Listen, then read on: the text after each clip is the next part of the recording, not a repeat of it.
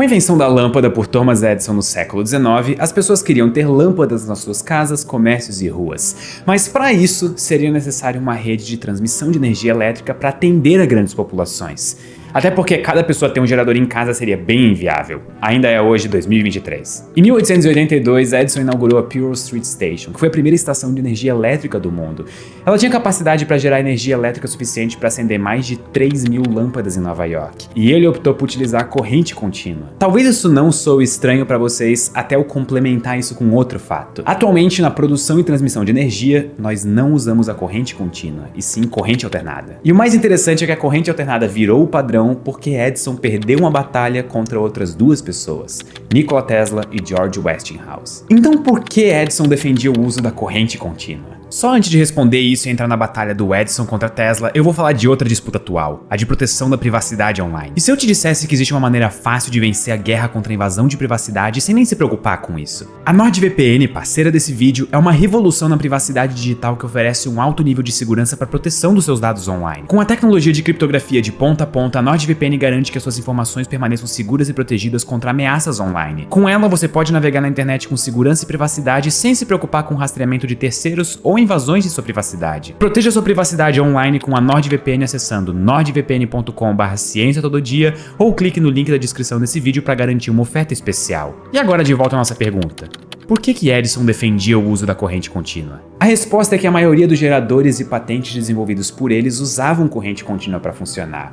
Então faz sentido ele usar corrente contínua. Além disso, a corrente alternada precisa de uma voltagem mais alta para ser gerada e transmitida, o que pode ser argumentado que torna ela mais perigosa do que corrente contínua. Por outro lado, Tesla e Westinghouse defendiam a corrente alternada porque ela possibilitava a distribuição de energia elétrica em longas distâncias, o que era uma grande desvantagem da corrente contínua. E esse episódio de batalha entre as ideias de Edison contra as ideias de Tesla e Westinghouse foi chamado de a Guerra das Correntes. Antes de seguir com a história, eu só preciso relembrar o que é corrente contínua e alternada. Uma corrente elétrica é o fluxo de cargas elétricas que acontece no interior de diferentes materiais, e ela surge por causa de uma diferença de potencial. Corrente contínua é todo tipo de corrente que, quando percorrida em um circuito, não altera o seu sentido de circulação. Não importa se a corrente varia de intensidade, para saber se ela é contínua, nós apenas levamos em conta se ela passou de positivo para negativo e vice-versa. Já a corrente alternada é aquela que altera o seu sentido de circulação dentro do circuito periodicamente. E é isso, bem simples. Agora de volta à história. Nikola Tesla chegou a trabalhar em uma das empresas do Thomas Edison, e ele inclusive tentou convencer o Edison a desenvolver um motor usando corrente alternada. Só que ele acabou desistindo da ideia poucos meses depois, e ele inclusive parou de trabalhar para o Edison. O motivo principal foram desavenças com outros funcionários da empresa. Anos depois, em maio de 1888, o Tesla apresentou ao mundo seu motor alimentado por corrente alternada, e ele era muito superior aos modelos do Edison, que usavam corrente contínua. O sucesso do Tesla chamou a atenção de George Westinghouse, que foi um empresário e engenheiro norte-americano, e ele fez fortuna no ramo de transporte ferroviário.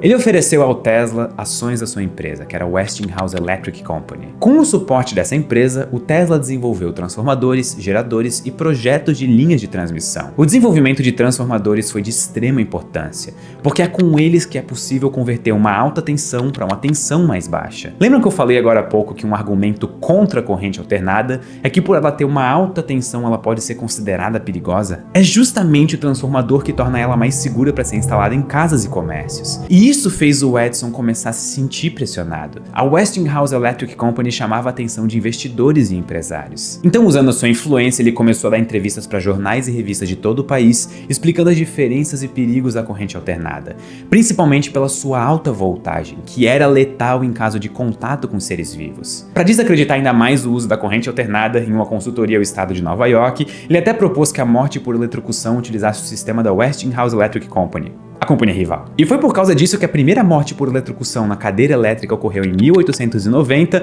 e foi criada utilizando parte do sistema que o Tesla havia criado. O Edison conseguiu que o relato sobre execução com a utilização da corrente da morte fosse espalhado por todo o país, e isso criou muitos problemas para o Tesla e para os planos dele. Só que a Guerra das Correntes teve seu ápice em 1893 na Exposição Mundial de Colômbia, que aconteceu na cidade de Chicago. O evento deveria ser o primeiro totalmente iluminado por eletricidade. Tanto o Edison quanto o Tesla e o Westinghouse fizeram propostas para iluminar a exposição, Mas como o custo de geração de eletricidade usando corrente contínua era alto, a proposta do Tesla acabou vencendo. Então, em 1º de maio de 1893, na inauguração do evento, todos os espectadores aguardavam o cair da noite para ver como que seria a tão esperada iluminação com luzes artificiais, que foi prometida por todos os cartazes da Feira Mundial. E isso foi um tremendo sucesso para o Tesla e para o Westinghouse. As luzes acenderam e foi um espetáculo.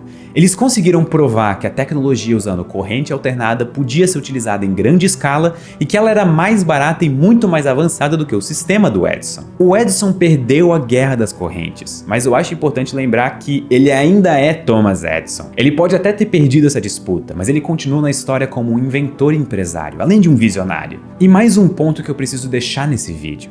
A corrente contínua continua sendo utilizada. Ela só perdeu a disputa para produção e transmissão de energia elétrica. Existem diversas aplicações para corrente contínua, como, por exemplo, carregamento de baterias, controle de acionamentos na indústria e aplicações automotivas. Outro ponto é que atualmente o uso de corrente contínua para transmissão de energia elétrica vem aumentando, principalmente porque painéis solares produzem energia elétrica contínua. Além disso, a tecnologia evoluiu muito, permitindo diminuir um pouco a diferença entre o custo de produzir corrente contínua e corrente alternada. Mas eu gosto muito como esse vídeo é uma prova de que algo que nós usamos todos os dias não foi decidido por acaso. Envolveu muito esforço e até algumas tentativas de manchar a reputação dos oponentes. Algumas bem-sucedidas. Mas e aí, para qual dos dois lados vocês estavam torcendo? Me conta aqui nos comentários. Muito obrigado e até a próxima.